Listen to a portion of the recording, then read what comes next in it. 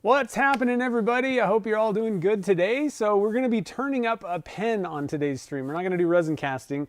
I've been meaning to see how these pen blanks turned out. This is the Tequila Sunrise kind of mixture using the fluorescent dyes. And I really wanted to see if I had nailed it. And I got a lot of projects lining up on the lathe. And I thought, you guys probably want to see how this turns out in a pen form as well. So that's what we're going to do today. It should be pretty fun. I'm excited. I got my blanks ready to rock. Just to let you guys know, we're going to be, first off, we're going to turn a cigar style pen. I like turning those. They're a pretty good, you get 2 blanks. And so for this one, since we have the gradient color, you kind of want to go for 2 blanks, I would say, probably. So I picked a cigar. They're cheap, but they look good. So that's kind of a nice one. And the other thing is I painted the inside of the blank on these. Used the spray paint method, and I went with white. Typically, if you're going to be painting the inside of the blank or just painting the tubes, and for anybody that doesn't really understand the difference between that, if you're kind of new to pen turning or don't pen turn at all, these are going to be pretty transparent. That's kind of the point. I wanted them to be fairly transparent. These require testing because I don't know exactly how much fluorescent dye to put in to get exactly what I want. I want it to be kind of see-through, but not super transparent, like very transparent, and not, super dark. So hopefully I nailed it on the first try. That would be amazing. But if you're going to go for painting the inside of the blank or the tubes, part of the reason you want to do that is to cover up the brass tubes. Let me see here. I'm just going to assume that there's maybe 1 or 2 people that don't know anything really about pen turning. So how everything works is you get the pen kit, comes with a bunch of little components, the nib, the back part, all that kind of stuff. And what you do is you press them into tubes that you've drilled out the center of your blank, make a drill hole, and then you glue in these tubes, and that's how you press all the parts together. And so the problem is, if you have a really see-through blank, then you're going to see this ugly brass, and that's not very awesome. So a lot of times you can just paint the tube itself. The issue with that, though, is you can see glue splotches. So if you can see through the blank, imagine there's glue splotches on the top of this, then you can see those, right? So if it's let's call it semi-translucent blank, where you can't really see stuff, but you would definitely see a gold, hue. So maybe just not enough mica powder is in there, or like a green. A lot of the green mica powders are pretty kind of see-through. They're going to be semi-translucent in that sense. So sort of see-through. A lot of times you can just get away with painting the tube itself, not the inside of the blank, the hole in there. To make sure that you can't see anything inside there, you want to paint the inside of the blank itself. So you drill it out, then I just use spray paint, just spray the heck out of the inside. I shouldn't say spray the heck out of it. You want to get a good coating on there, but you don't want excess. Because the problem is then you may have trouble getting your tube in. So just enough to cover it up, let any, kind of maybe even shake out any excess drips. Because, you've drilled a hole, and hopefully, that drill hole should be pretty close to your tube size. If you add paint, that's adding a little bit of dimension on both sides, actually, too, of the diameter. So just kind of sort of lightly, but you want to make sure you cover the whole thing. It may require 2 light coats even. That may be a better way to do it. So anyway, that's what I did. I went with white, and I guess what I was going to get to is if you want things to be kind of bright, if you want that light, you don't want to darken up your colors really. You want it to be kind of like brighten it up and keep that color. White is probably what I would recommend for the most part. If you want to kind of alter it and darken things, then you would maybe go with black. A lot of times you can just use the same color as whatever the blank is. That can work too. Sometimes that's harder. And then one other option that I do want to mention is they also make these nickel-plated tubes. So that can kind of get you out of some issues. You don't have to paint them, obviously. Now you're going to have to buy these separate, and a lot of times you can only get them in certain kits, certain types of pen kits. So there are some issues, and it's not going to hide the glue splotches, but you're definitely going to get a lot of light transmission. It's going to reflect that, any light that hits it is going to kind of bounce back. So you get lots of different things with pen turning. Typically, you can kind of just get away with painting the tubes, but on these, I wanted that white to kind of brighten up everything. So we got all that ready to go. These are the blanks. So I actually already sold 2 of these, but if these turn out good, then the other 2 are going to go up on my site. So that's why we're kind of testing this to see if it's going to work out or not. Now, the other thing is from last week, we got Jake's molds and the Wine Country micas. These things turned out wicked. You guys picked out some awesome colors. So this is the teal and the Chardonnay green, I believe it's called. Let me look it up real quick.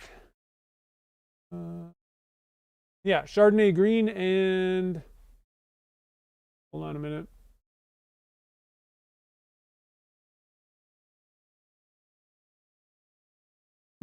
Not teal, maybe sky blue.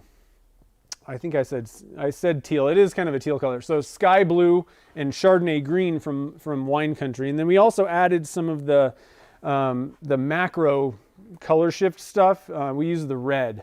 And so, man, these things turned out so good. It's a really good color combination. I really like the way that those colors kind of match. And then adding that kind of white with that interference red in there adds just a little bit of like puffs of smoke, it looks like, or something. So I have, let's see here, 6, 7, 8, 9. I think there's only actually, I'm not sure how many I actually posted. I'm going to keep one for myself and turn it up. It reminds me of one of those, I can't remember, I think the painting is called Lilies or something like that. It really reminds me of kind of like grass or like those lilies, that painting. It's one of like either Van Gogh or Monet, something like that. And then we also got, I left these guys, they're kind of like knife scales, I thought. So I just left those in this shape. There's 2 of them. They're available on my website. And then we also did the glow powder swirls, which turned out really good. I am super happy with these things. Look at these color swirls. So, excuse me. So you can, choking on my own spit. You can mix the glow powders together. So not micas, but just all the different glow powders, since they're the same like density, specific gravity kind of thing. You can color swirl them pretty well. And man, these things are super bright. Make sure to check out my Instagram feed and look up the picture that I posted. I don't want to turn the lights out and all that kind of stuff here, but it's really bright. Now we did load them up with a lot of glow powder, so that helps, but very bright. One thing I do want to mention though is I kind of thought, so if you didn't see last week's thing, when we made these, I used one of the white powders. It's like, it looks white during the day and then it's like a glow blue. And I really thought, what we did was we just added a drop of purple dye to that. And then the other ones are just the green and the red, where it's green during the day or red during the day. Mica powders from Wine Country. So like red, it's kind of pinkish, but it's during the day, it's fine. The other one that we did was it's kind of white during the day. And so I added a little bit of just a drop of purple dye. And I really thought that when these glowed, it would be more blue. Like that's what would come through, but it actually kind of glows a little bit purple. So it's pretty kind of cool. I really didn't expect that. So those guys are all up on my website. I'm just going to link to my short runs page. I call those short runs, things that I'm not going to keep in stock necessarily, that we just make on the show. So here's a link to that. I should have probably put a link down in the show notes as well. But anyway, so I think there was a long question here.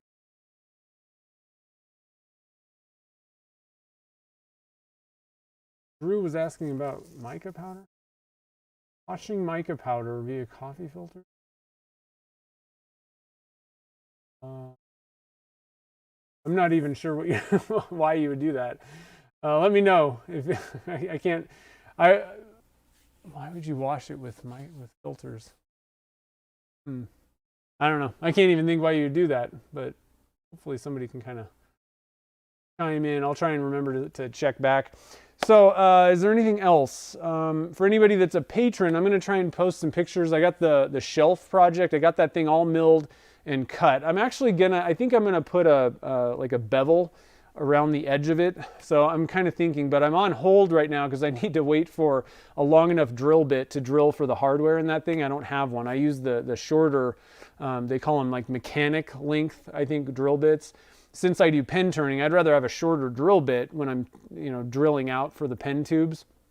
That way it doesn't, wobble, go off course as much. So I didn't have a long enough drill bit and I had to order that. So that's coming on, I want to say tomorrow. So anyway, I'll show a picture of it all milled up. Everything went really well. It went through the planer great. One other thing I want to mention that, so you guys know that I put in that new dust collection system, and on the tools that I use the most, the table saw, we'll talk about the lathe, but the table saw, it hasn't changed how much dust gets collected there, and it's just, a lot of the stuff comes off the front of the blade, because I don't have a blade guard that I use that has dust collection. Excuse me, my throat is dry today.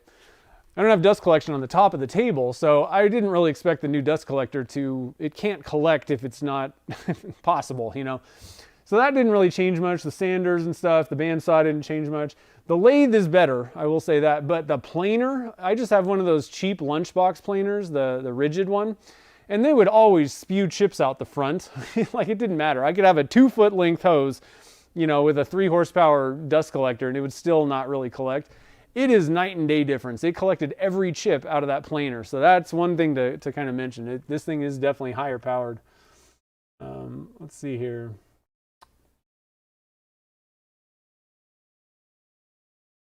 A stand box hooked to your vacuum.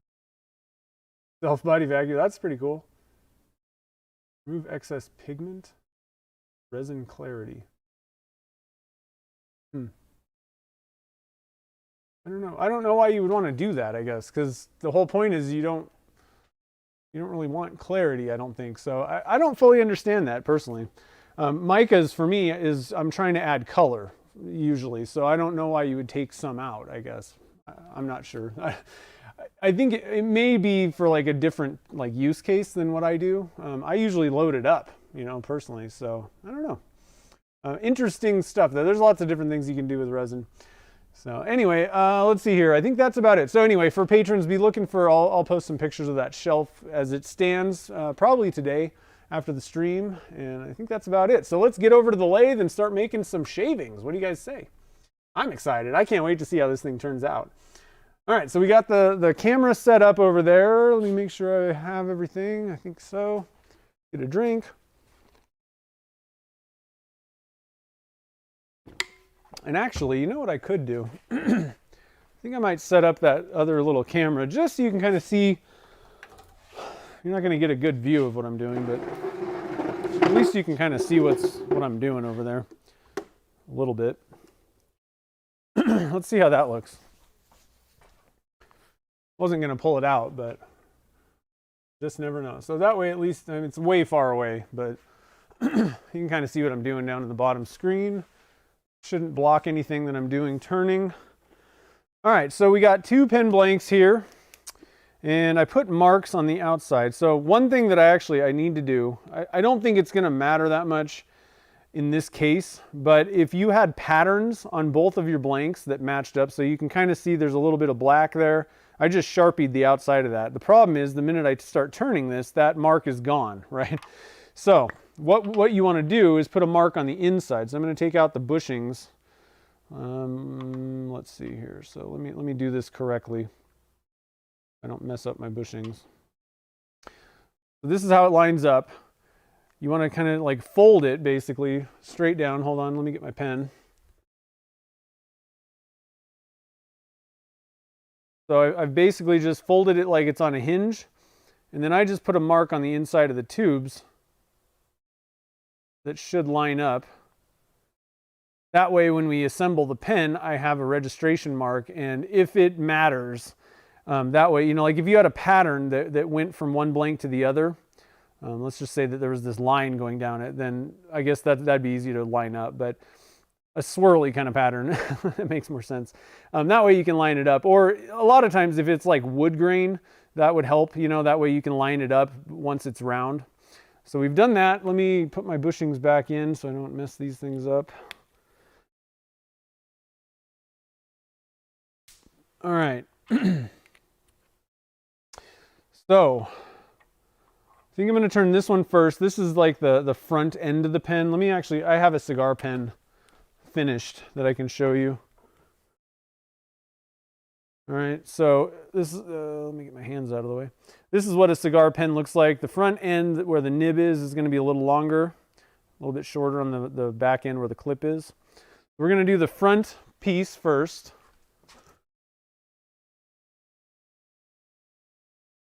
And we have our registration mark, so I'm going to end up turning this kind of registered correctly. It doesn't matter that much necessarily, but that way you kind of have an idea in your head how the pen is, you know, kind of laid out.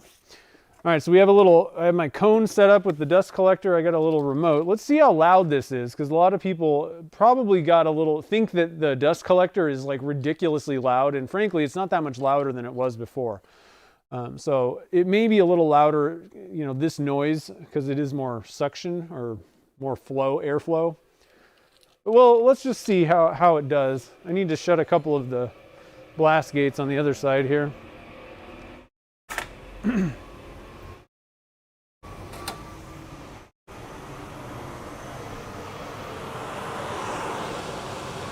So I don't know if that's being picked up by my mic.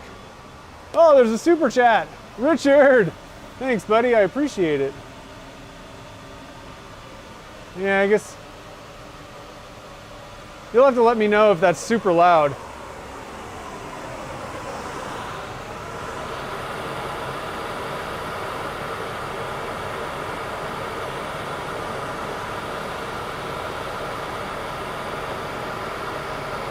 I'm gonna get into my channel here. Here we go. It's loud. Oh, the bottom camera's not live.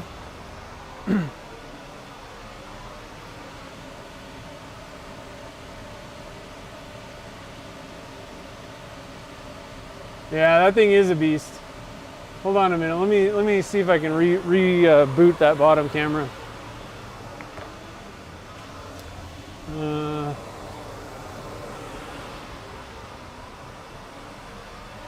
Well, I'm kind of standing across the shop right now, so if it's too loud, we can turn it off. What am I doing here?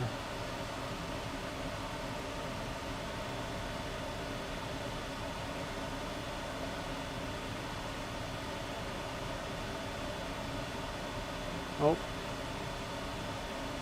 I lost it.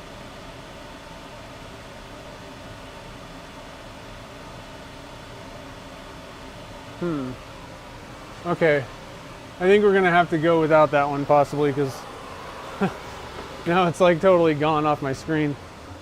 Let me see if I unplug it and plug it back in, maybe that'll work. Sometimes these cameras get a little unruly.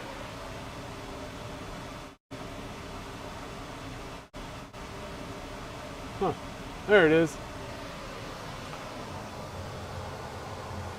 It's live. We got it. So I have the chat open. I'm gonna go stand over by the lathe. Let me know if this is too loud for you guys. It's funny because it doesn't seem like it's that much louder than it used to be. The other one was pretty loud. Let me see if I can.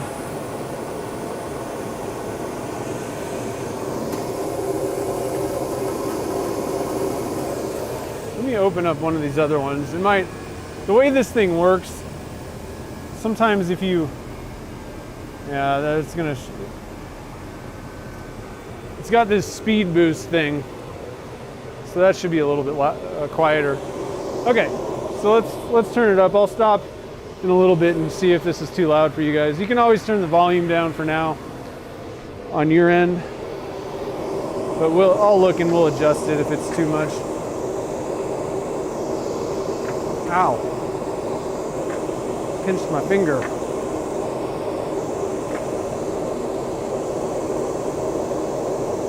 Don't stick your finger between the bed and the banjo. That doesn't make a whole lot of sense. All right, so we got things rolling here. You guys can see. I'm gonna take my watch off. I don't need that. All right, so again, this is gonna be the front of the pen. This is gonna be the middle.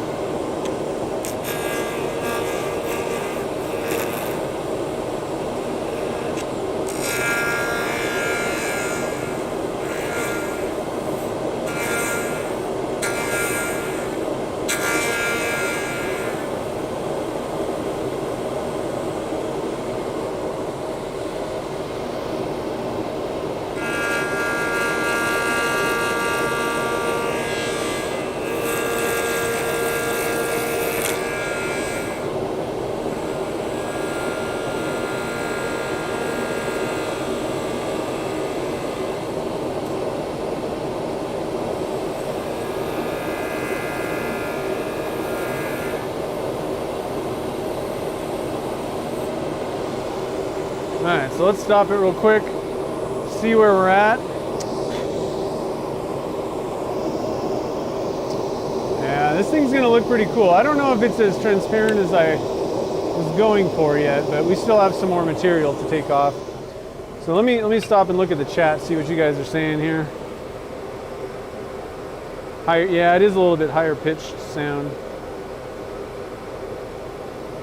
Yeah, it does sound like a jet taking off. That's what I said when I first turned it on.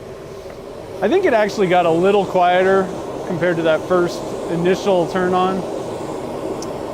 But let's see. One thing that's I was kind of mentioning that the lathe, I'm actually seeing better dust collection over here. Although, you know, things that come off the front, you know, it can't pick up everything. And I actually have this pushed back a little ways. It could be better if I moved it up, but I don't want to kind of obscure the entire view. But one thing that's helping is I actually have a floor sweep down below. Let's see if I can you guys see there's a, let me move the dust collector thing. And I mention this not to say that everybody needs to get this same system, but hopefully you can see that. Yeah, the floor sweep thing down here, that thing. I just have that kind of cracked right here.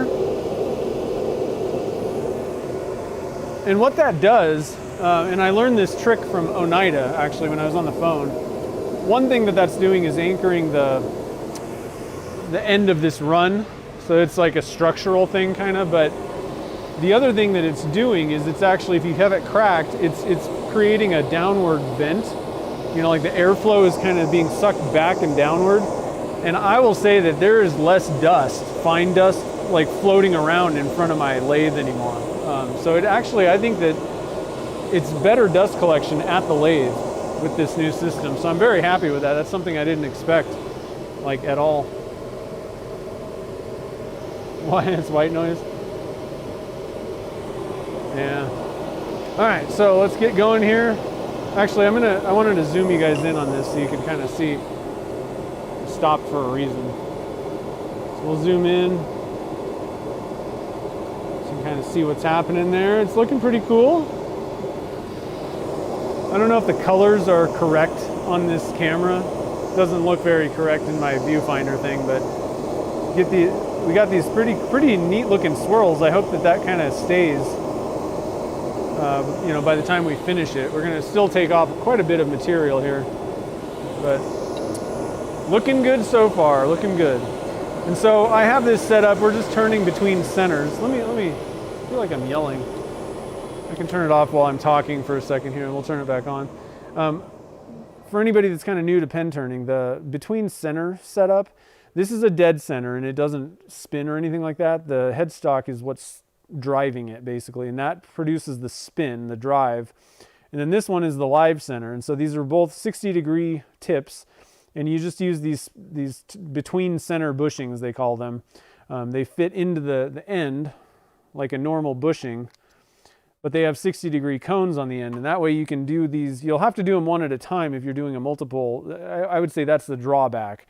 You know, you can fit 2 blanks on one mandrel if you're using a mandrel, but you're much more accurate with this. Most mandrels, if they don't out of the box wobble, they will eventually. And so this is a much like truer turning, I've found. I get way better results. Especially the biggest thing for me was when I would apply a finish and then, you know, you just barely sand it. I would always sand through in like one spot. Like, so not like one area. I mean like one little spot on one side of the blank, which means that it's moving. If the blank is wobbling, you're taking off more in one area. And so I would always do that, and it frustrated me. Once I switched to this, CA finishes went on really easy. I didn't sand through or anything. All right, so back with the dust collection. Here we go. White noise.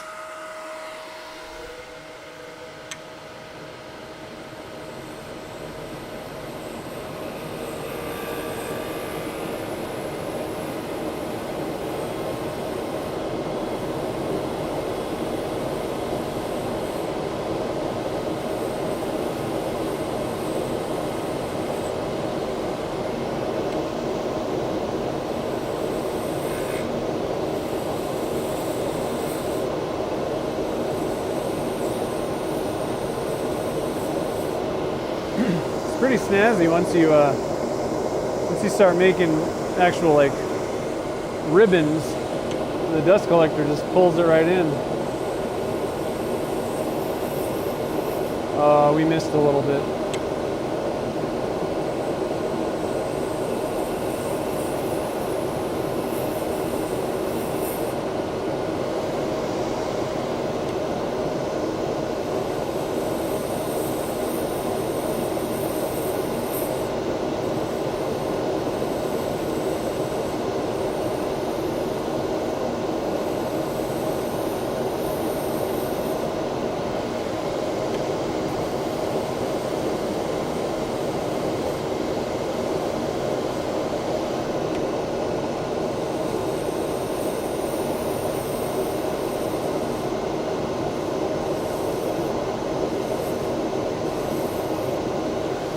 Alright, so let's stop and check our progress.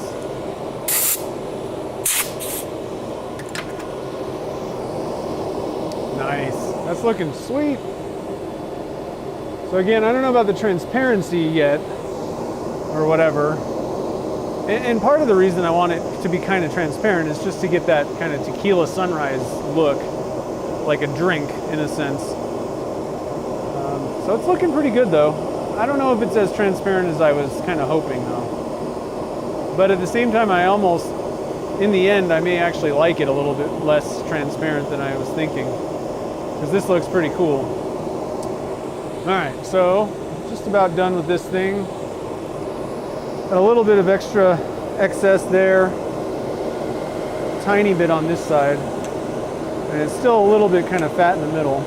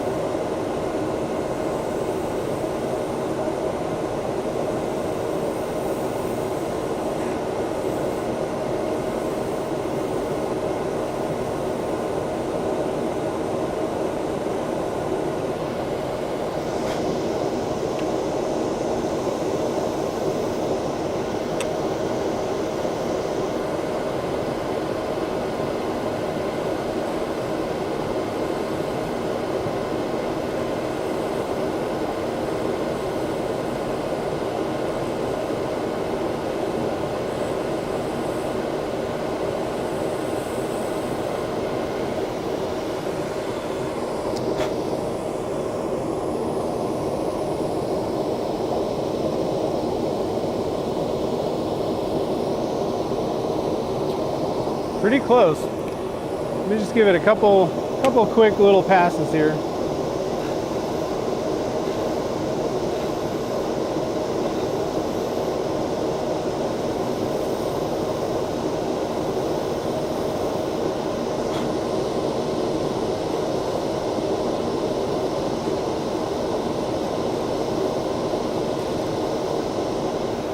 All right, I'd say that's good.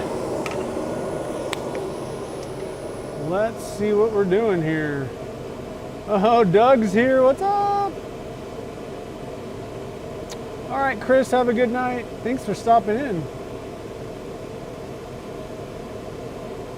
Let's see, Misfit was asking, what do I mount the hood on? So I picked this up from Grizzly.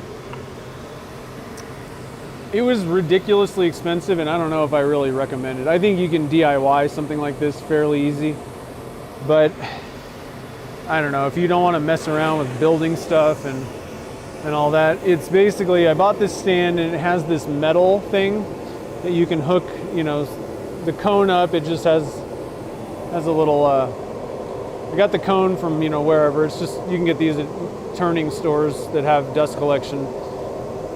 One thing is, this isn't sealed on this front side, so I would probably recommend doing that. You can maybe use silicone, or you could just tape it.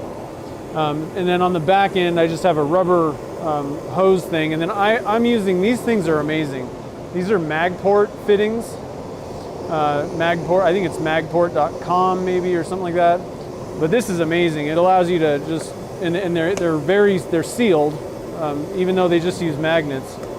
But you can pop it off and do different tools and things. You know, I can hook it to whatever. Now they're not cheap, but they are super simple and easy.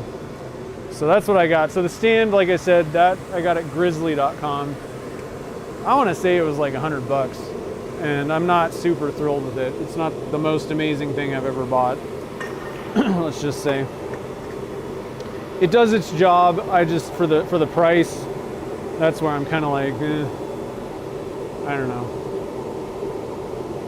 I think if I would have just taken a little bit of time, I probably could have made my own, you know, stand that kind of works like this.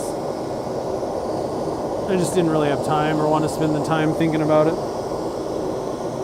And I've had that for a while now. Okay, so it's sanding time. So what I'm going to do is we're going to get this one sanded up and ready to be buffed, and then we're going to take it off and then turn the second one, and then we'll do both, you know, get to that same point, and we'll buff both of them at the same time. So I'm going to start it. This thing is pretty smooth. I'm going to see if I can, I'm going to see what I can do. I'm going to start with 400 here. And I've turned the lathe down to about 400 RPMs. You don't need to go fast. You really don't want to go fast when you're sanding.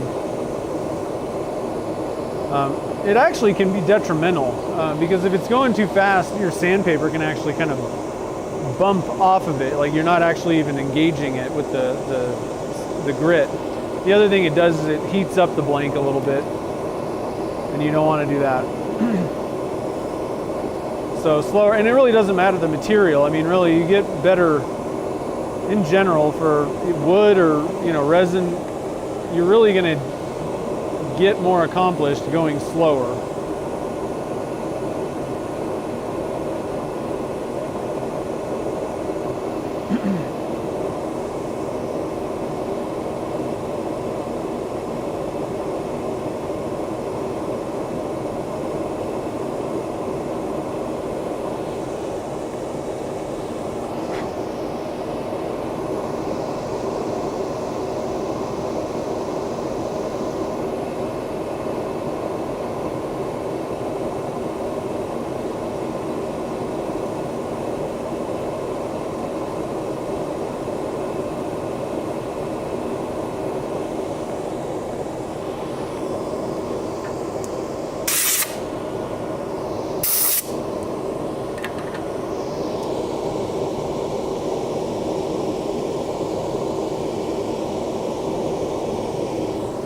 So I also have kind of a spotlight light. It'll probably blow you guys out, but it really helps if you're trying to see to get a raking light on the back of it. It really helps to see your sanding scratches and all that stuff. Let's see if I can, these glasses are dirty too. I can't even barely see out of these things, no wonder. Okay.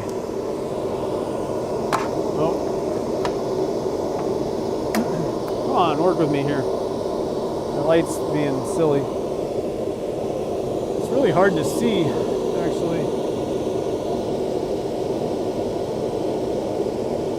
It's like the fluorescence just, I don't know, it's like blowing my eyes out even. But it looks like I did pretty good, I don't know.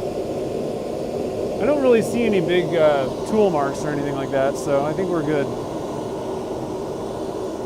All right, so we got 400 down. I'm gonna wipe it off with a little bit of denatured alcohol real quick. Move up to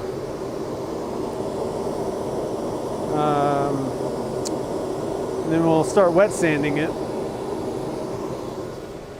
which I need to go get some water for. So I will be right back. At least you don't have to listen to the white noise in the background. And I'll be reviewing the stream after the fact. And if I think that the dust collector is too loud, really, we may have to kind of find some other way of doing things. But I will say it definitely works better. So I'm just working on the lathe. I'm definitely going to have that thing on at all times.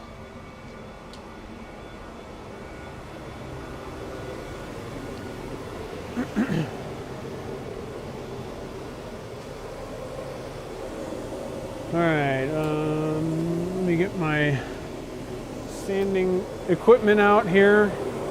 I should say wet sanding equipment.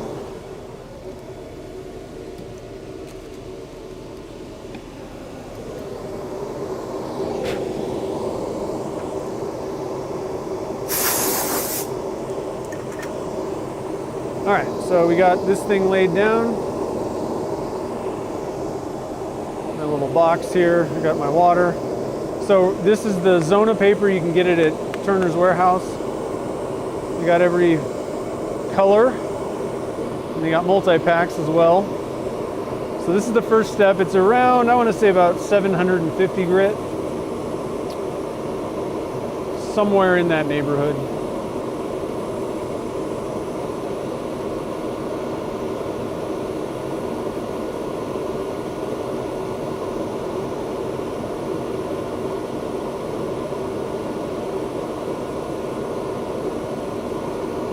And I actually only use the first 2, maybe 3 sometimes if I'm feeling frisky. But really you only need to go up to around 1,000 to 1,200 grit. If you're going to be using like the Beal buffing system, use Triple E buffing rouge next, after the wet sanding stage. If you go any higher than that, you're kind of just wasting time, because that Triple E, that stuff comes in somewhere around 900 to 1,000 grit, I want to say. It's not exactly equivalent to a sanding grit, but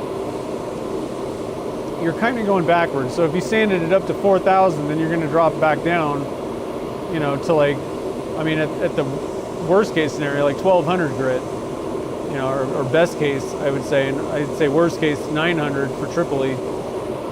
And so it just doesn't really make sense to waste your time sanding more. If you've done a good job with this, like basically if you've gotten it definitely up to like 1,000 to 1,200 grit, then there's really no need to go any higher than that.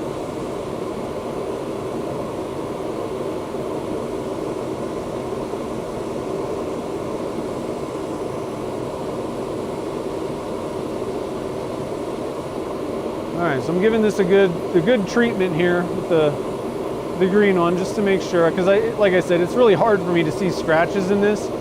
The light just reflects right back at you, so I can't really see the surface too well, which I guess on one hand is good because probably not going to really see scratches anyway. But we're going for let's make this thing nice and shiny. I want to make sure that this is definitely up to this 750 or whatever. So the next one is the gray. That's about 1,100 grit, I want to say. Again, I don't know if these things are exact conversions, but according to the micron level, that should be around 1,100 grit or so.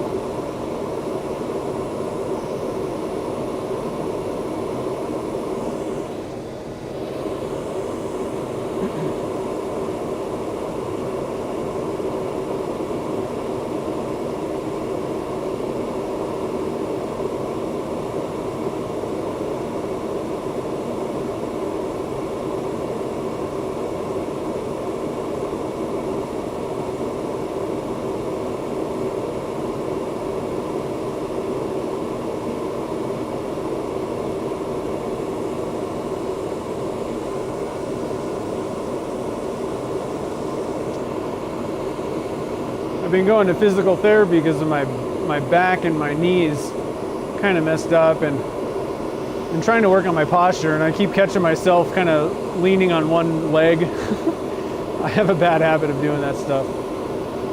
No wonder why my back's messed up. Trying to correct the posture. It definitely helps. You can work longer in the shop if you're not, standing incorrectly. So there's my public service announcement for today. Good posture is good for the workshop.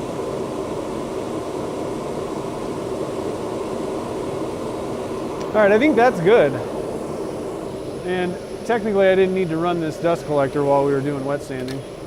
That's one of the nice things. You could wet sand from start to finish. There's no reason why you couldn't, right?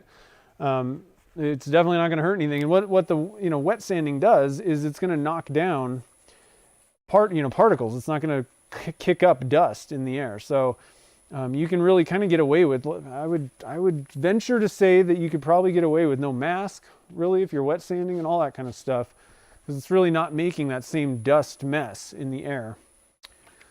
So, oh, that's looking pretty. I don't know. It's tough because it's a little bit. It's a little bit more right now. It seems like it's a little bit more opaque. At least the orange for sure is a little bit more opaque than I was kind of hoping. I wanted it a little bit more transparent, but at the same time, it's pretty nice looking so far. But it's going to get a lot glossier once we buff it. But definitely, yeah, the orange seems to be fairly dark. But there are areas where you can kind of see in. I don't know. And there's a couple little white streaks. It's tough to tell. Everything's very subtle in this. Looking good so far. I like the way it looks. I don't know if it was exactly what I was going for. So far, I like it. So let's zoom this out, and I can kind of adjust a little bit. You know, this is the thing. You can kind of adjust how much powder you put, or it's not powder. It's a fluorescent dye. You can adjust that down the road. You know. And I'll try to remember to look up how much I actually put in these things. You guys want to play around with it. It seems like the yellow fluorescent dye is a little bit more, it's going to be a little bit more transparent no matter how much you put in. Seems like it's more transparent than like red or orange. Probably even green, I would say, possibly.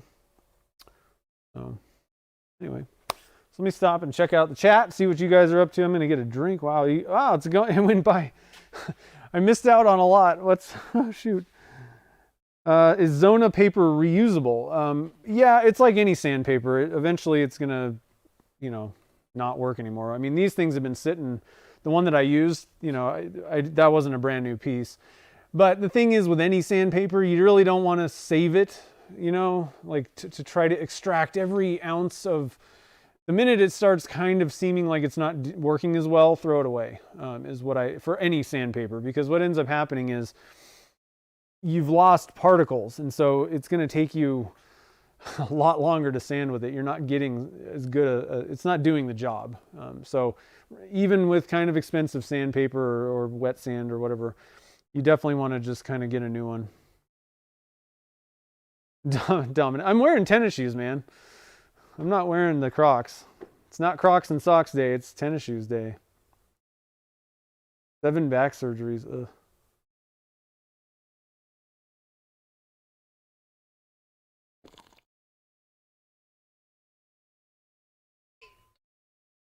Sit and sand. Yeah. Thing is, I'm only 42. I shouldn't really need to sit down to sand. It's excuse me. Now I'm choking on my water. It's a problem with my posture. It's not because I have some, disc, or arthritis. I just don't sound. I don't stand correctly. I don't have good posture. So, yeah, I don't really use abrasive pastes. I don't know. I've been using the wet sand stuff. I do have the full set of the Stadium pen blanks, the Magic Juice. To be honest, I just haven't even tried it. But here's my problem: is they want you to sand up to 2,000 grit and then go through 1, 2, 3, 4, 6 sanding pastes. What's the point? I can go. I started with 400 and stopped there. I sanded with 400 grit sandpaper dry, and then 2 of these, and then 2 steps of buffing. So it's technically 1 step less than all these sanding pastes. And you already had to sand up to 2,000 grit. So I don't really see why, Maybe it's a little better. Probably not worth my time though. Oh, the dust collector is quieter than the sink. Yeah, that thing's pretty crazy. All right, I think I don't know. If I missed any questions, try to re-ask down the road. All right, so let's get on this second one here. Speaking of like the dust collection at the lathe also, before I turn it back on while I'm talking here. So, you know, so far I haven't really done anything that's very big.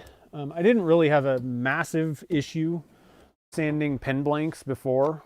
I mean, frankly, you know, I can turn just a fan on behind me and for pen blanks and stuff, and when turning them, and it'll just blow it away from me. And I don't really feel unsafe, even not wearing a mask necessarily, for little things. And then the only other thing that I've turned is kind of like bottle stopper size a little bit, or actually it was a sphere, which was a little bit bigger. But I'm actually really curious to see, like, you know, bigger projects. That's where I noticed, you know, it kicks off quite a bit of dust when you're turning those things. And I want to just see, because I eventually, big projects, I end up just leaving an entire, like, there's a fine layer of dust on everything in my shop a lot of times. And so I want to see how this thing does on that type of a project, because that'll tell us, you know, does this thing collect a lot more dust? But so far, like I said, I just, little things, I've noticed that there's really, I can't see any little fine particles or anything. Everything seems to be moving away from me, and part of it has to do with that floor sweep in addition to this. And so what I was going to say is, you don't need a floor sweep. You know, you don't need to go buy Nordfab ductwork to get this same idea. You know, you could just stick a shop vac on the floor, or, you know, have like 2 lines on your dust collector. You don't need some super expensive setup like this is. And it was pretty expensive. It was kind of gut punch expensive. But just kind of doing that idea. And there's also even like air filters that you could just stick on the floor, and that will create that downward airflow. So there's other ways of doing these types of things. Like, frankly, you could just stick a box fan with a filter, a good, you know, high rated filter on the front of it, on the floor, and get the same idea. So I just want to mention that you don't have to spend money to get decent dust collection in your shop. It's really not that hard. There's many alternatives. All right, so I'm going to turn this thing on. And let's turn our second blank. Everything's looking good so far. And another thing to mention is I wind my lathe out. It's going 3,500 RPMs for pen blanks.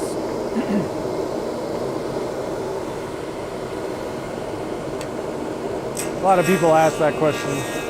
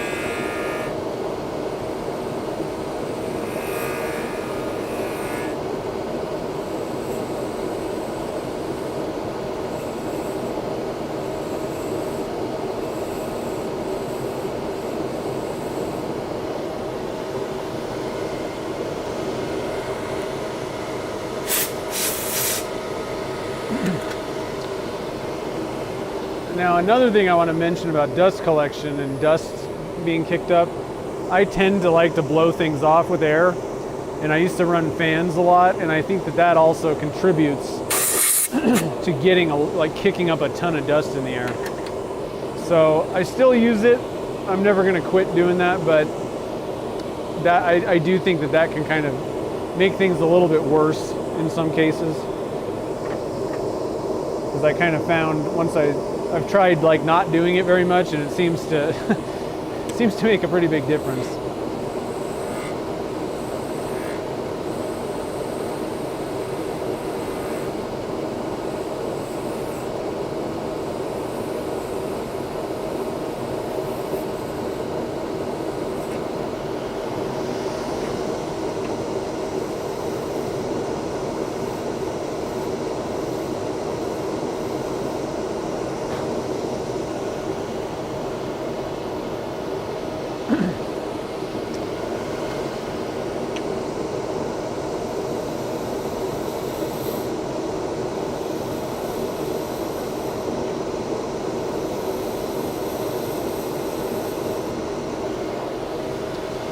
one thing I've seen people do to get the kind of stuff that's stuck on the, you know, your whatever that's spinning around like that is just grab a little toothbrush or like a little brush or something like that. That can kind of help out so you don't have to blow it off.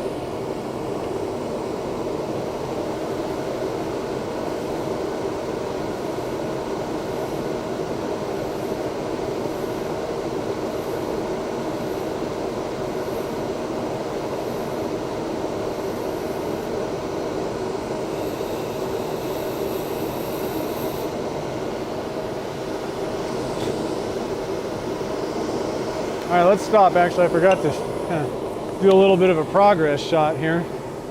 Let's see where we're at.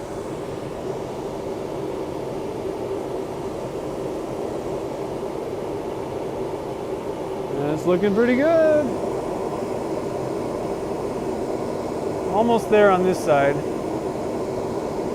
Kind of bumpy. I wasn't really going for perfect shaping yet. And we got quite a bit on this end. This one's pretty small, that bushing. So I got to take off a little bit over here, get this thing down, and then just kind of shore that up. We'll be good to go, but it's looking pretty good. I'm happy with this thing so far. Let's stop and see what you guys are up to.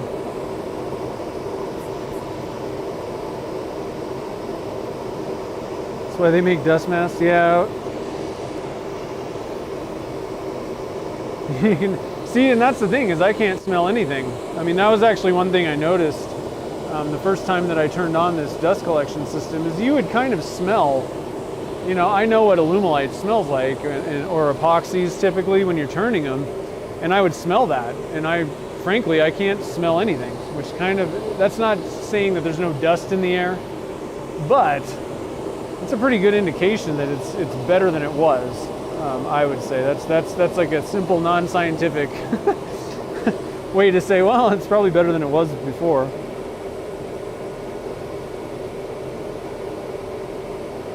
Yeah, Brad, you got to watch how much time you spend on things. It's more like quality sanding than quantity, I think. You know, higher quality sanding will save you time.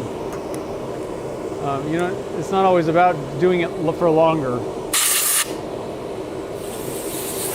That's kind of what I was mentioning about, you know, turning the lathe down. I used to spin it, like I was really lazy when I was using my Comet lathe, and you had to like switch belts, and so I would be on the high level to turn it, and I would just turn the variable thing down to, and I want to say it went down to like 1200 or so. And I would sand at that, and I would sit there sanding forever. And then when I finally unlazied myself, I found that I sanded for like half the time. You know, it didn't take as long to get things sanded up.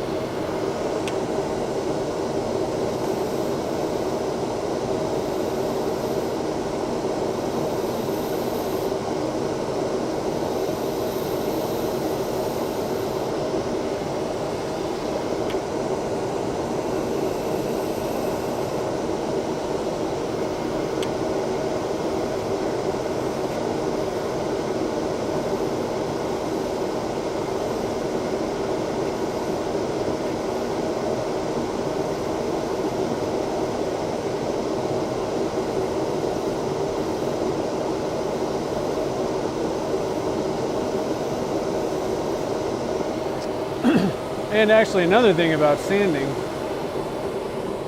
the smoother you can get it off the tool, the less sanding you're going to do too. That's easier said than done sometimes, but you know. I mean, I've seen some guys, you know, that are really good with a skew chisel. I mean, they get it so perfect that they're sanding it like 1200 grit off, you know, straight away.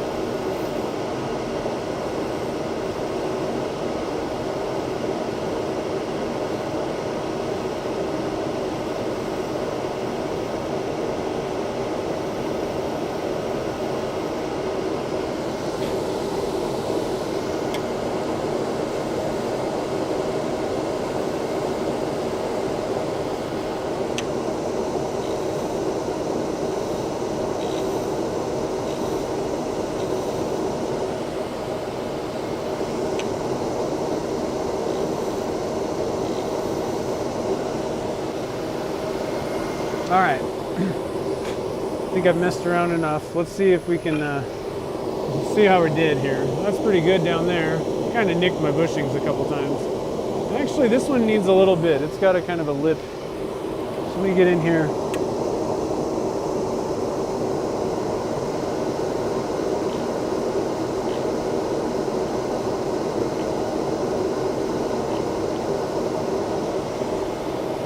All right.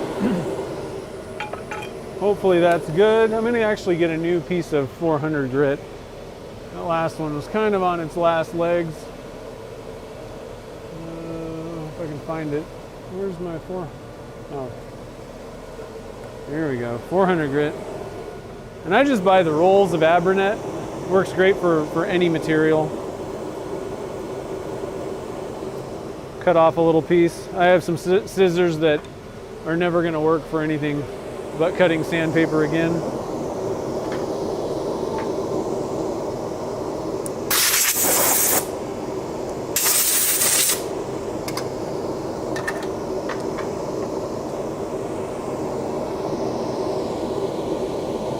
All right, so turn the speed down.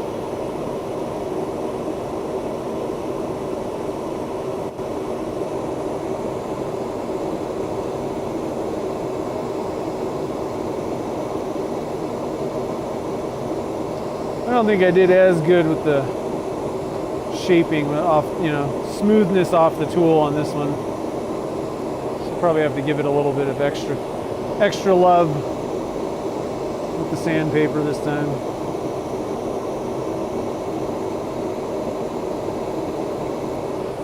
.400 grit, smoother.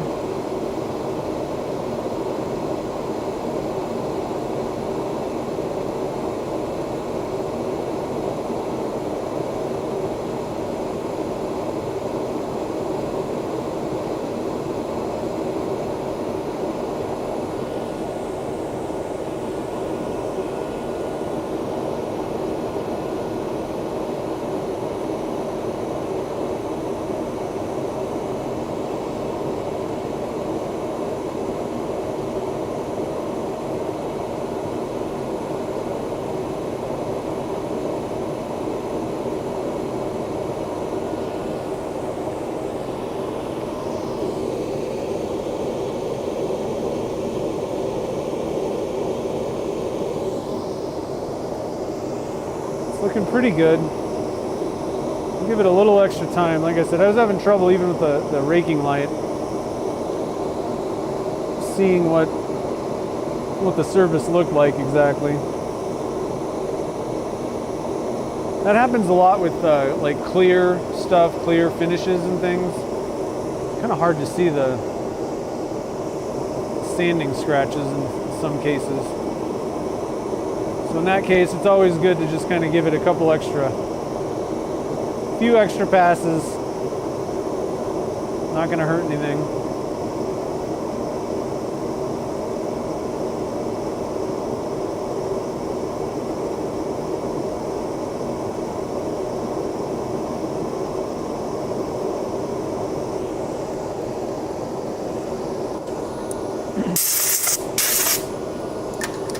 You may be asking, you just said that you can just wet sand the whole time through. Why don't you do that, especially with a loud dust collector in the background?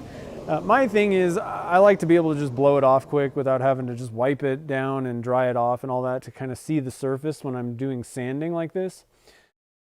Once you get to wet sanding, I usually don't need to I kind of know the timing usually. I don't really need to like inspect the surface as much. But a lot of times, if you need to really make sure that you're getting, I kind of feel like once I get it up to the green grit, that first grit, the triple E buffing wheel is generally going to take care of anything. If I can get it to that point, I'm good. But you really need to be careful in between, real sanding grits. And so I usually kind of opt to not wet sand with them if I can get away with it. All right, so we wipe the surface off, and you always want to wipe the surface off in between grits. I don't know that it's, you probably also saw that I didn't do it between grits with the wet sanding. And I kind of figure that the grit particles are kind of being washed away. That's my thing. And like I said, if I can get it up to the green one, we're pretty good. But when you're sanding, especially when you have a layer of dust on there, just dry sanding, definitely want to wipe off your surface. I think that'll help out a lot of people. And you end up kind of finding these random scratches that you're like, where did that come from? I thought I did enough sanding before. And I think that it's because little particles, like if you're sanding with 180 grit first and then 240, if a little 180 grit particle broke off and you haven't been wiping that stuff off, then you may be kind of wiping that 180 grit particle around all the way up. And you may not notice it until the end that you're getting this one kind of deeper scratch. So it's always a good thing to wipe off that surface in between when you're dealing with resins. And I would even say, even for wood, you really want to wipe off in between grits. Blow it off good, tack cloth, something, just to make sure that you don't have any, lingering stray particles of grit that came off the paper.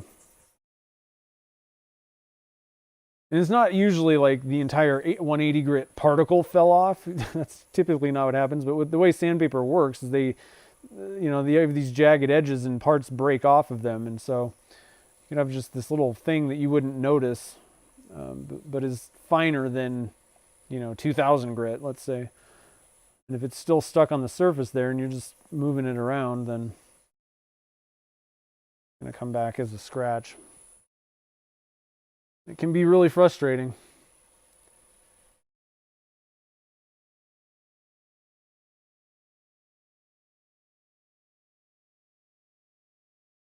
Ooh, leopard wood, yeah.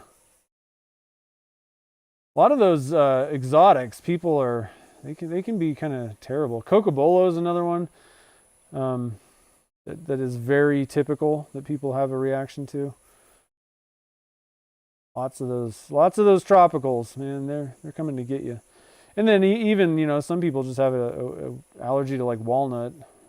A lot of nut allergy people, I think, might have some sort of reaction to just like walnut wood too, possibly. Yeah, that's no fun. Full on respirator. Gloves too, probably.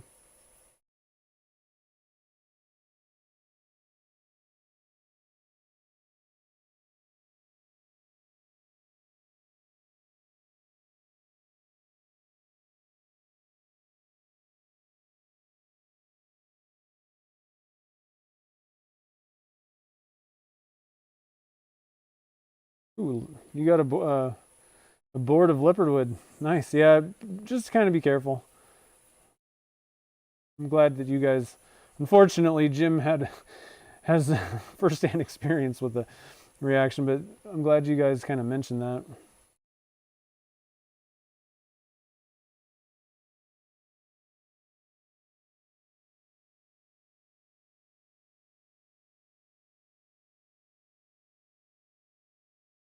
And I mean, that kind of thing can happen, even with resin casting. I mean, some people are allergic to epoxies and different things. And, some people are already. And so like the first time you use it, you can kind of have a little bit of an allergic reaction like that. Some people can develop these things over time as well. And I think this goes for any of these types of materials. It's not just like epoxy or anything. I've heard of people developing, I heard of a furniture maker. I think it was, I'm not sure exactly what he made, but he developed an allergy to polyurethane finish because he used it all the time in, building furniture for like 30 years. And just, that constant exposure. So it's always good to protect yourself, Don't work in a closed ventilated area where there's no ventilation with any of this stuff.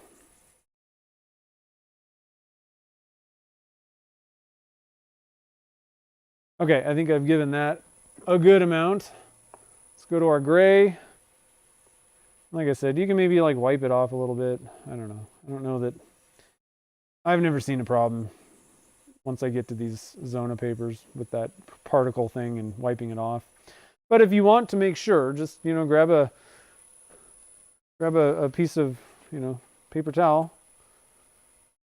wipe off, you know, what was there before, and then just, you know, hit it again. Now, the other issue is I'm also dunking the same papers in the same water, so that's another reason why I'm like, I don't really see the point in wiping off the blank. You know, there are some people that use different cups of water for different grits for wet sanding too. I've never done that. I'm a little on the lazy side though. But if you want to be absolutely certain that you're not cross-contaminating little particles, then, you know, that's the way to do it. Wipe it off and have different water cups for each one of your grits.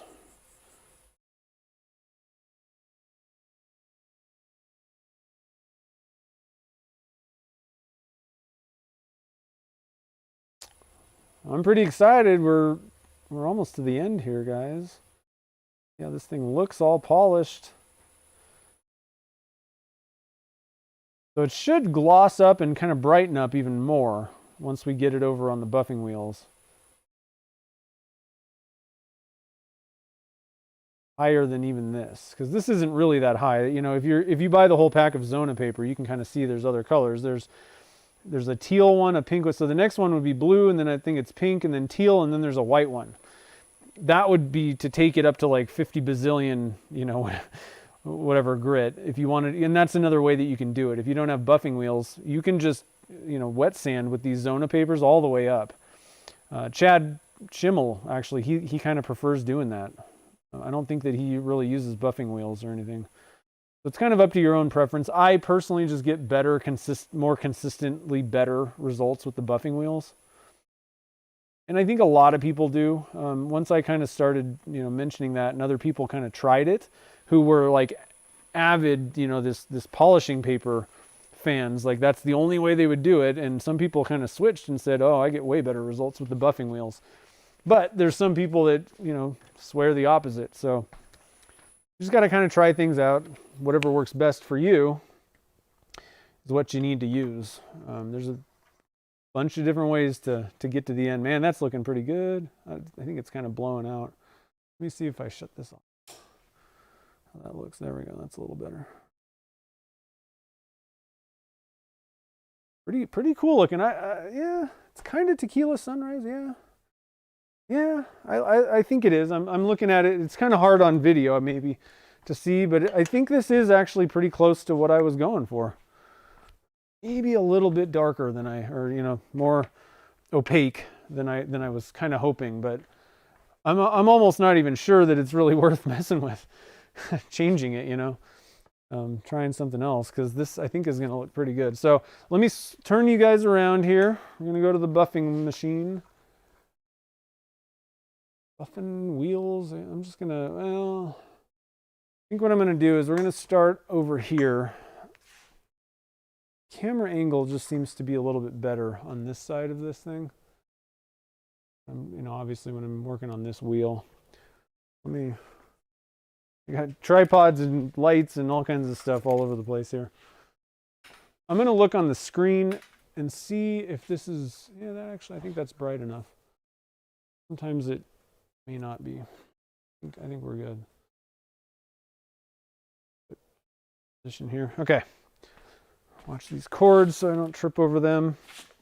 And I always wear a dust mask when I'm using the buffing wheels. It's an abrasive. You don't really want to be breathing triple E powder into your lungs, you know.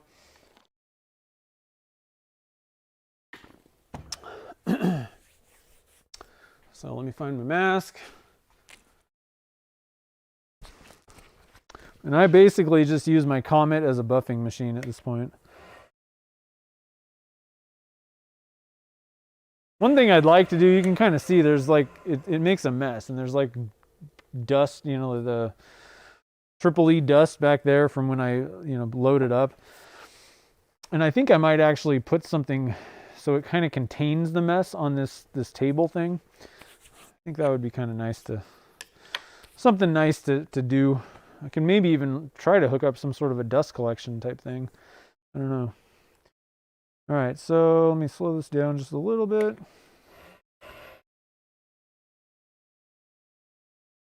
So again, triple E TRI POLY buffing rouge. And I like to get, this light is dead, I think. These things always die. Let me get a new battery on this thing.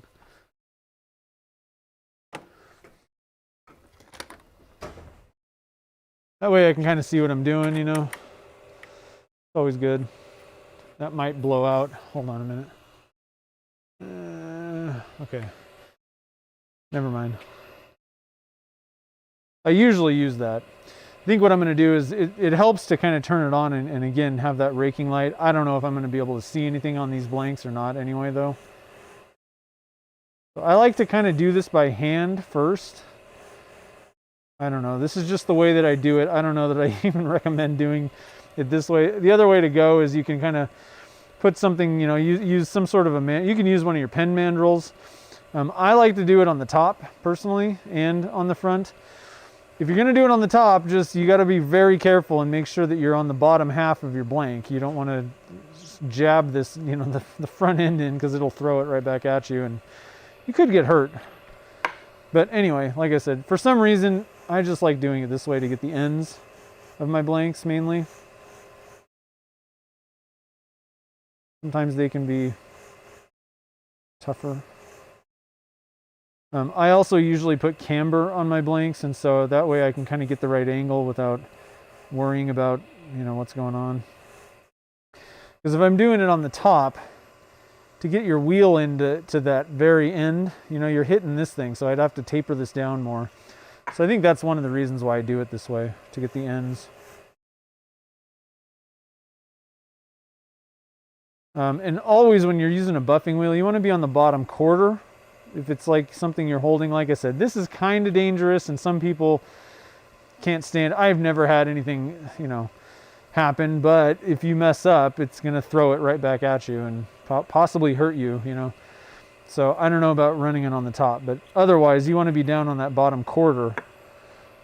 That's the area that you buff in with the wheel spinning towards you. And these are pretty big wheels. They're like 8-inch. This one's actually tapered down. It's maybe about 7 at this point because I've had it for so long. But I'm running these at about, I want to say like 1200 RPMs, 1000, somewhere between, like, depending on the diameter. The wider the diameter, the lower the speed you want to go. So like on a 6-inch wheel, you may bump it up to like 1500 or something like that to get about the same speed as what I'm doing. But I really like this. This is the Beal 3-on. They call it buffing system. Obviously, there's only 2. I never use the wax wheel for resin stuff. I don't find that it does anything better than white diamond. So I took it off to give me more space in between them. But you can just buy single wheels also with the mandrels and all that stuff. And these Beal wheels are really nice. And I got links to this 3-on my tools I use page on my website. If anybody wants to snag one, linked up.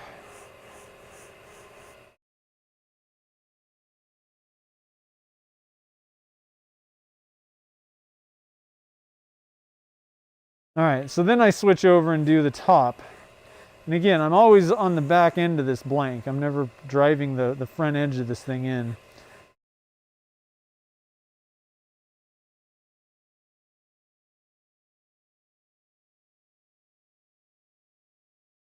So I do the back half of my blank first. And I kind of push a little forward when I'm doing this. I don't know if that helps or does anything, but just how I do it. Not pressing very hard, letting the buffing rouge do its job. And then I flip it and then get that second half.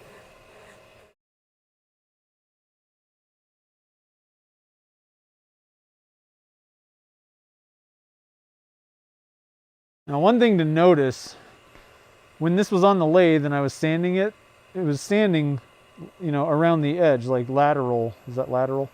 You know, around the blank this way. The next step, I want to work cross grain to those scratches on this Tripoli wheel, and then when I go to white diamond, then I'm going to use it this way to kind of do that cross grain from the Tripoli to the white diamond. So that always kind of helps, and that helps when you're just sanding as well, to kind of change up that scratch pattern so that you're not just, you know, following the same lines of you know, like the same grit scratches. Can kind of help.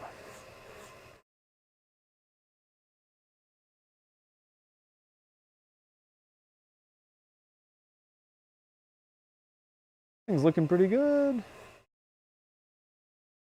Okay, and then we'll go to white diamond, just give it a little bit of rouge.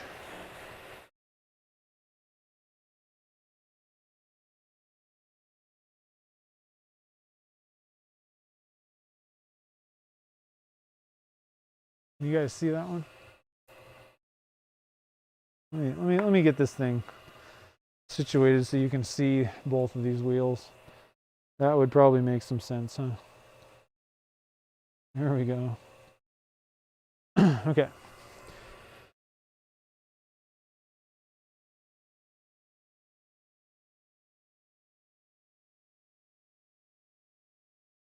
Ooh, that's shiny.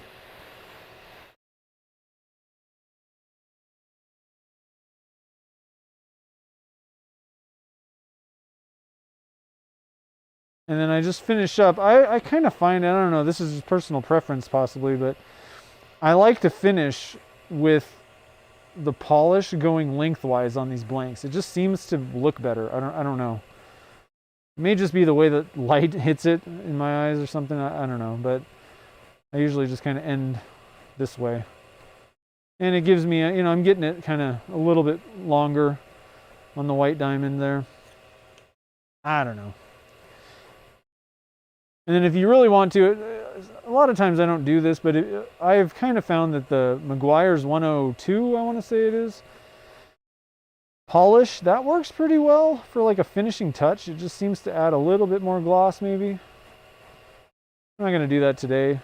It's not significantly different. And for what I'm trying to do, I don't really care. I just want to see how this looks, you know. But that's another thing you can do. And so, like, I guess that would be like, you know, your kind of higher end, like a paste or something like that, may give you slightly better gloss than white diamond. Because I don't think white diamond is really the highest buffing rouge you can get. I think blue is. I don't know what that's called or whatever, but I think there's a blue one that's supposedly higher than white diamond. But I mean, that's pretty shiny to me. I don't know if you guys can see that, but a good gloss. I'm going to put that aside, so we'll work on this other blank here.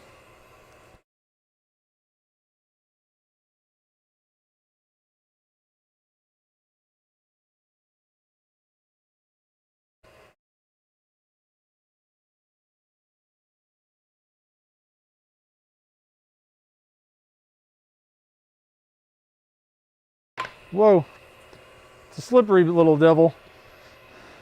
That wasn't even a mess up, it just slipped right out of my fingers. Just gonna blow that off. Luckily, fingers are slippery. I'm gonna wipe them off a little bit. That's one thing about holding it like this that can happen. You're not holding tight enough or your fingers are slippery. It'll grab it and throw it.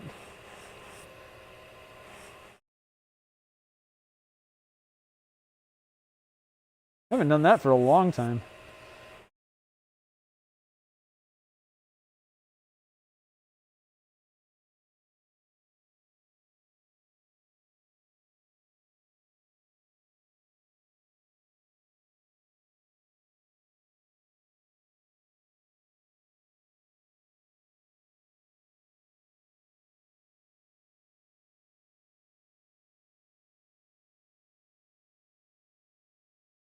Found myself standing on my leg again. Or leaning, I should say. Physical therapist would be smacking me in the face.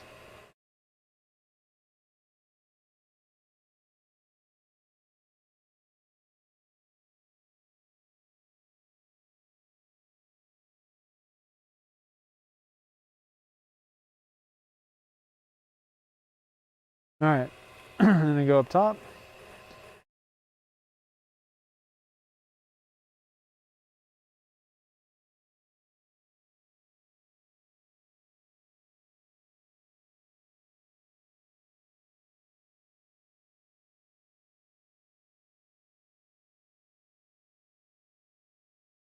Switch.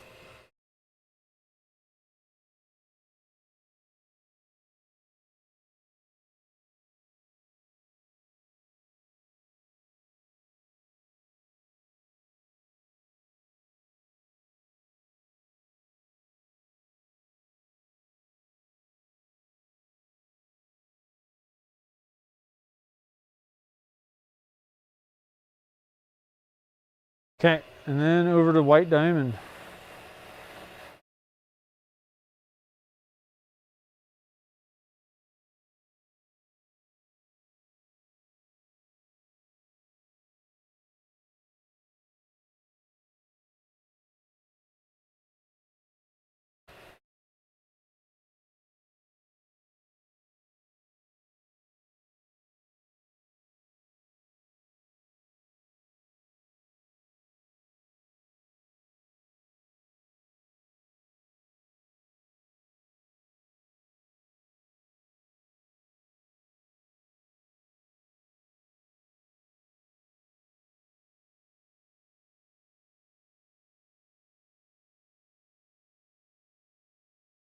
Flip.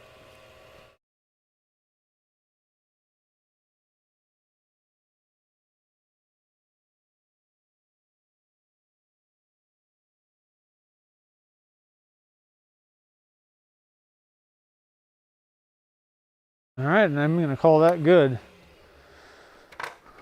So now we have to head over to the drill press. We'll do a little bit of assembly of this thing.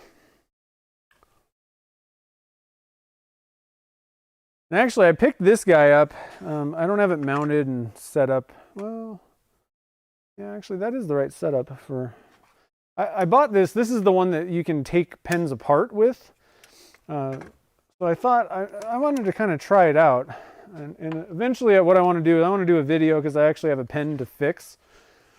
I need to redo the finish on it, and so I'm going to have to disassemble it.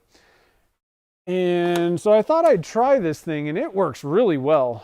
The way that I usually disassemble pens is I grab one of the punches and a hammer and hold it. You know, I usually wear a glove, nitrile glove, and hold the blank and then smack the thing. And it's worked fine, but I also have demolished some pens holding it and smacking it like that. This thing is much smoother the way that it works, but it's also an assembly thing. And it's really not that expensive compared to a lot of the other ones. This thing's way better and it's cheaper. So I'm going to put you on mute real quick. I'm going to vacuum up my table here.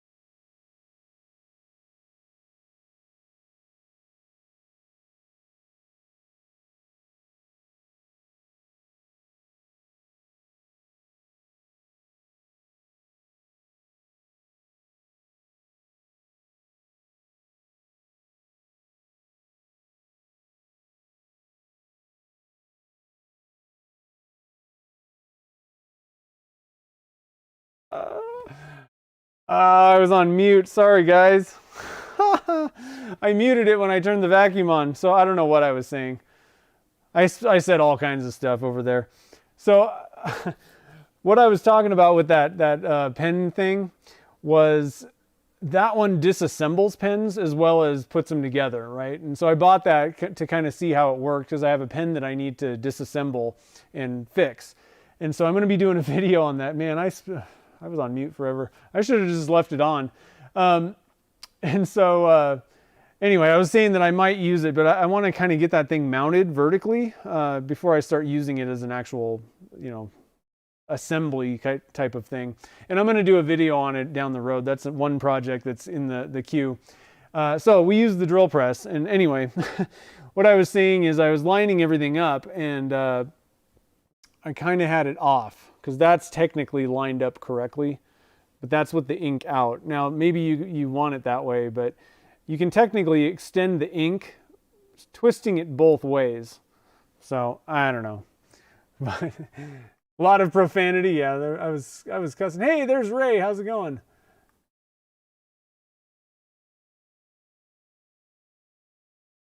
Yeah, the mute button got us. Oh, wow. It's cool. The pen is loud. Yeah, the pen is extremely loud. I love it when people yell at me in the chat. I'm not looking at the chat.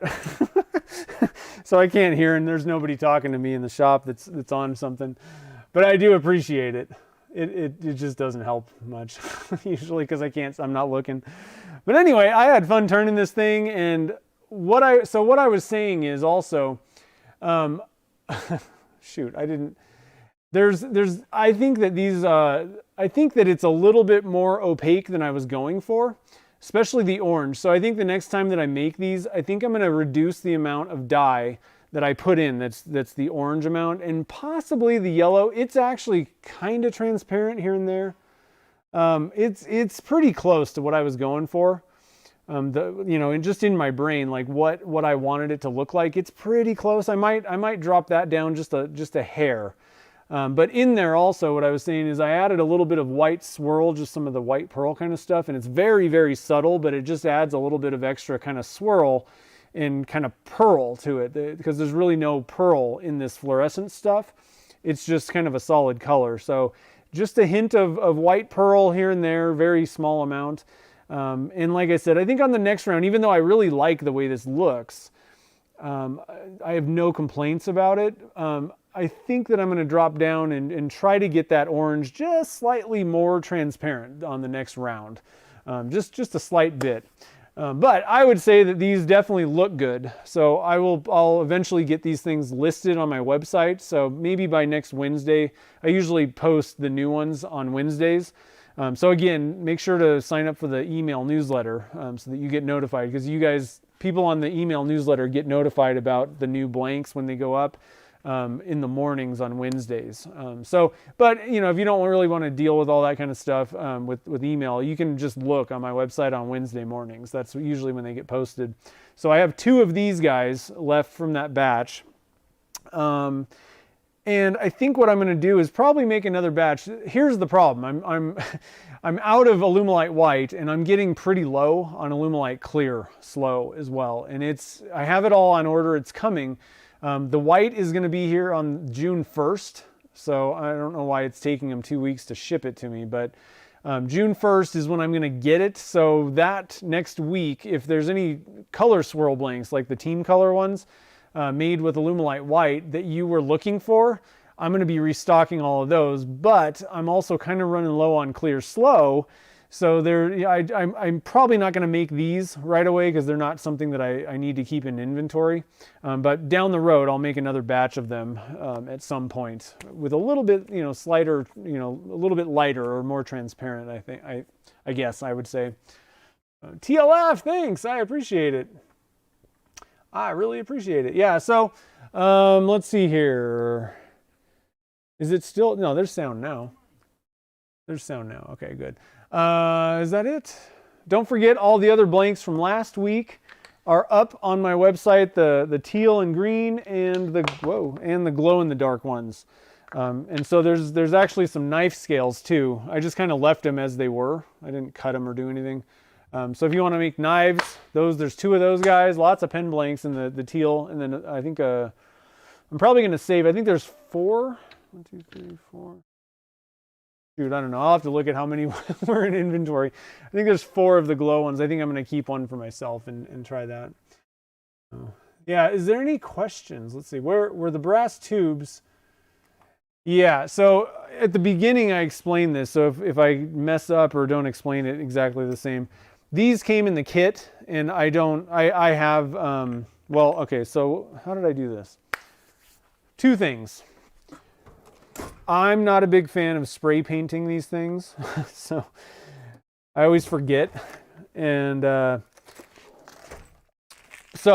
you can buy powder-coated tubes from Turner's Warehouse. So I actually used some white tubes, but I also painted the inside of the blank. And so the difference between that is you want to cover up the brass. This would totally, I would imagine this would be seen especially in the yellow areas on this blank, or on this pen. So what I did was I spray painted the inside of the, drilled out the center, spray painted it white, just kind of a light coating, but a full coating. And then I used white powder coated tubes just to make sure if there was any holes, areas that were not covered very well. You want to have, I wouldn't recommend, if you're going to go through all the hassle of painting the inside of the blank and doing all that stuff, double down and paint the tubes the same color, for 2 reasons. Like I said, if there's just an area that's a little bit thin from the paint that you put in there. The other issue is you're shoving these things in on top of that paint, right? And so it could kind of peel some of that back. So I would really recommend going with painted tubes as well. But I usually don't paint the actual brass ones. I just use the ones that I bought. So hopefully, and I kind of explained a little bit more about painting blanks and like what the differences are with blanks and tubes at the beginning if you want to rewind. Let's see, is there any other questions? I can't believe what he said about my mother. I apologize for that. I didn't even think about the mute. Let me just double check. There's a lot of people talking about the mute. The best 5 minutes of instruction. Not really. I was just kind of talking about that thing and the assembly tool and the lining things up. It wasn't. You didn't miss that much, I don't think. And so Bib's workshop, yeah, I made that little wooden thing. I just basically, I think it's like a 1-inch, I took a piece of 1-inch ash and I just put on the lathe, just put a little tenon on it. And then that way you're not messing up the hardware, the pen components, it'll dig into the wood instead. So it's a pretty easy way if you don't want to mess around with buying some other thing, or the other thing that I used to use was just clamps. I would use a parallel clamp. You could use like a vise. I've seen people use like a wooden vise. I used to use one of these jet parallel clamps. The problem is you run out of screw and then you got to unscrew it. It worked okay, but I kind of got to the point where I'm like, why am I doing this horizontally? That was my biggest problem. I bought a press that did it vertically, and it worked pretty well. But it was like they stopped selling the things, and even when they sold them, they were like $80, and it wasn't. I was like, I can't even recommend somebody buy one of these things. And so I decided to come up with a different method of doing it vertically that would maybe be cheap. So obviously you have to have a drill press for this to work, but you can just shove this thing into your chuck, and it works pretty well if you have a drill press, and it really doesn't matter what size drill press you have. It'll work pretty good. I'm trying to think of, there's a couple drawbacks to this method. It works, obviously, you saw it worked pretty good. There's a couple drawbacks, and if you were gonna buy something, I would recommend, and I'll do a video on this, I don't wanna go into too much depth, but I'm pretty happy with, out of all the pen assembly tool things on the market, I never bought one because I was just like, what's the point? Like, you can use a clamp. and they were super expensive. This one's actually cheaper than most of the pen assembly tools out there that are just junk, but it also disassembles pens, and that's the reason I bought it. I guess you didn't hear that. This is the pen disassembly one and assembly. And so I was just kind of curious because I used to use a hammer and a punch and just hold the blank, hold it in my hand with a rubber. I would use a nitrile glove to kind of get a little grip on the blank, and then just tap out the components. Well, you're beating on the components, right? And it works fine. I mean, it worked okay, but this thing works a lot better. I have used it once, but I haven't really used it a lot yet.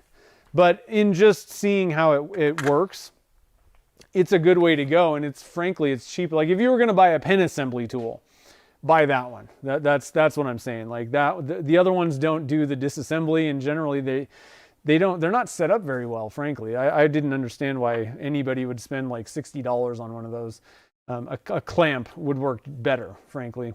So that thing's not bad, but I'll be doing a video on how it works for disassembling and all that stuff, and it'll be used for assembly at the end as well of that video, and that way you can kind of see what it looks like. But Turner's Warehouse is where I picked that up, so if you want to snag one of those things or whatever, you can go over to Turner's Warehouse. The other thing I like about that is it's actually set up to, like, you can mount it on something. Again, I don't like horizontal assembly particularly. I would rather do something vertically. Gravity's working in your favor when you're putting these components together that way. But it comes set up with these holes so you can mount it and then like put it like on the wall or on a bench or something like that, and I don't know which way would be better, I guess. Probably this way is how you would mount it.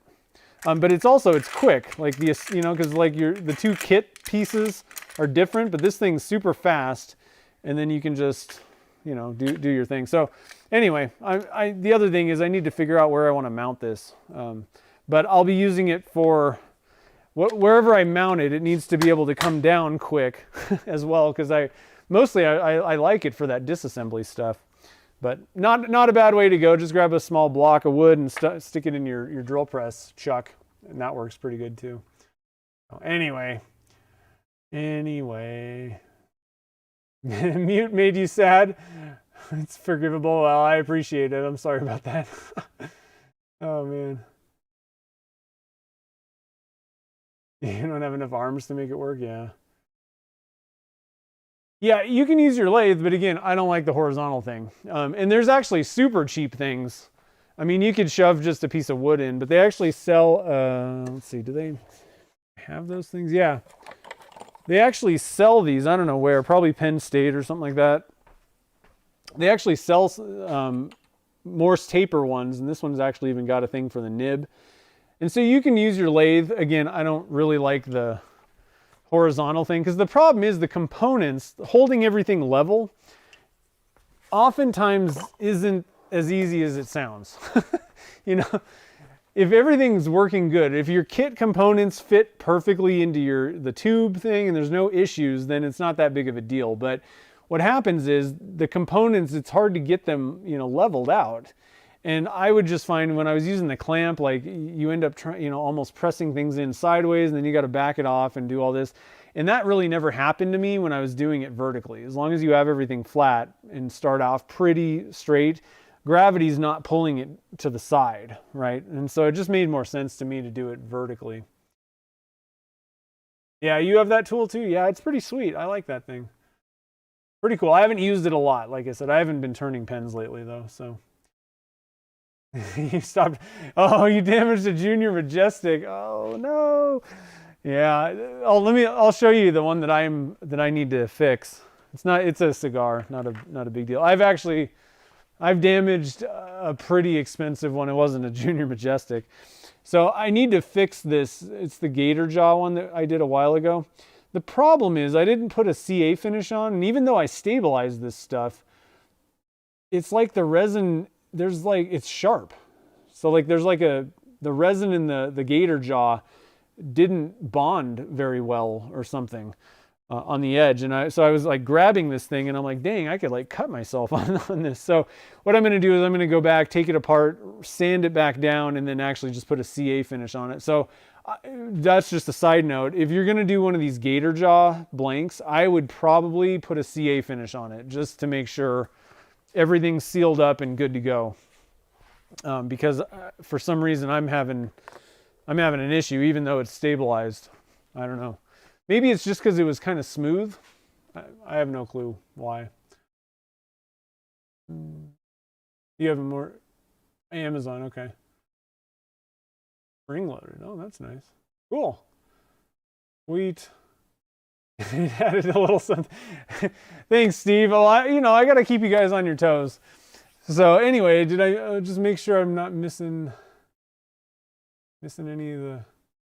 any questions?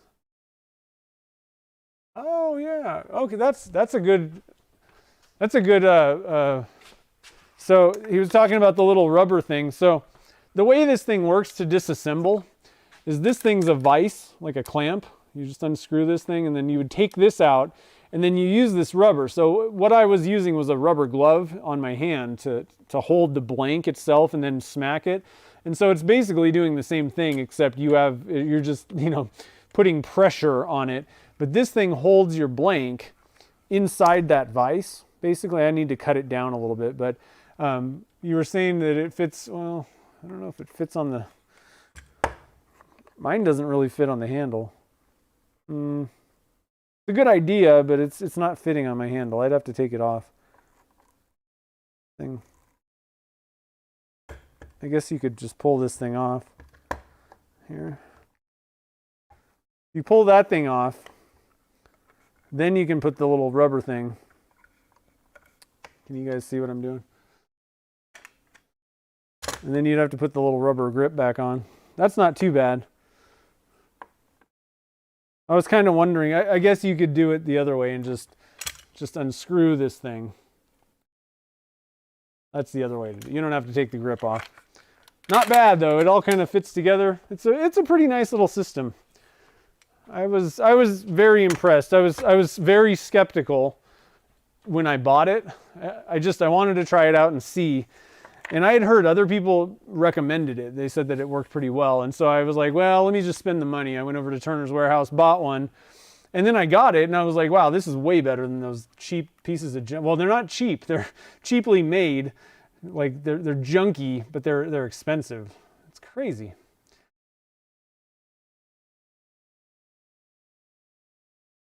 Yeah, I know. That stuff, I know. It's super sharp too. Well, I didn't actually cut myself, but would I CA finish? So yeah, for wood, that's the thing. If you want it to be an even sheen, and I don't know if you guys could see, I don't have my camera over here, but on that gator jaw one, what ends up happening is you're not going to get the same gloss, like the same sheen on non-resin materials. So even with this gator jaw, even though it's pretty dense, it's not as shiny from buffing as the resin is. And so that's one of the issues if you're doing even with wood or whatever. If you want to get everything to be super glossy and the same sheen look, no matter if it's wood underneath or the resin, then I would put a CA finish on.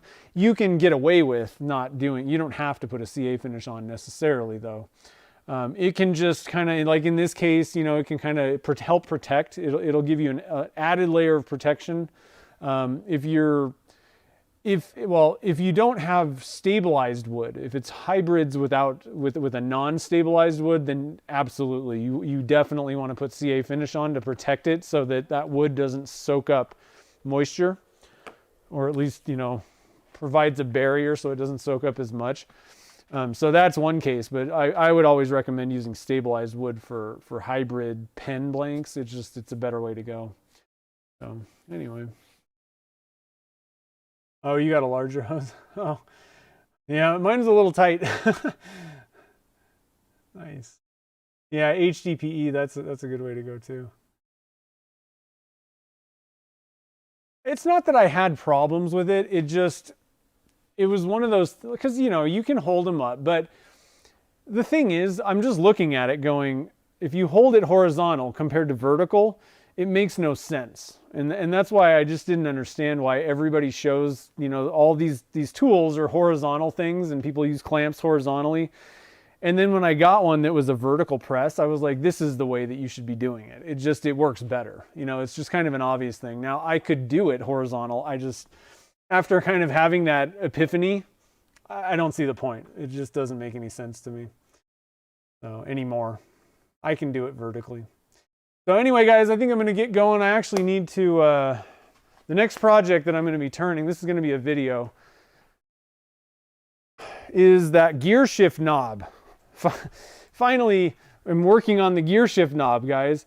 So this is on the lathe right now. Actually, I'm going to turn it up probably tonight for a little bit, but I'm just going to turn the camera on, get as far as I can, and then head home. So that video, I don't know if I'm going to get that finished before this weekend, but it's definitely going to be on like next weekend's video thing on Sunday. So be looking for that. And I think that's about it, guys. The beer can crusher, nice. So anyway, I hope you guys enjoyed the stream tonight. We might, depending on what's going on, we may do another turning thing next week. I'm not sure on the stream. Again, I'm getting to the point where I'm almost out of Alumilite Clear Slow. So depends on what I come up with. We may use like an epoxy. I'm not worried about that because I don't use epoxy for any of my blanks that I keep in stock necessarily. Some of the ones that are short runs, but nothing that's like an inventory item, I don't think. So I'm kind of trying to be stingy with my Alumilite Clear Slow. So let me figure out what's going on. I know that I have a ton of turning projects that are just piling up. So be looking for that. There may be a turning project next week, possibly. So I do apologize for anybody that's like, oh, I was seriously wanted resin, casting. So we might do that next week, but I'll have to kind of see what's going on with materials I have on hand and whatever I come up with. But it should be kind of fun either way. So hopefully you guys will enjoy it. Hopefully, again, you guys enjoyed tonight's stream. Big thank you to everybody that super chatted. You guys were super generous. I appreciate all the support. And I think that's about it. So I will see you guys next Wednesday, 3 p.m. Pacific time, and we will either turn up or resin cast something kind of fun. So I hope to see you guys then. So anyway, guys, have a great night, and I will see you on the next stream.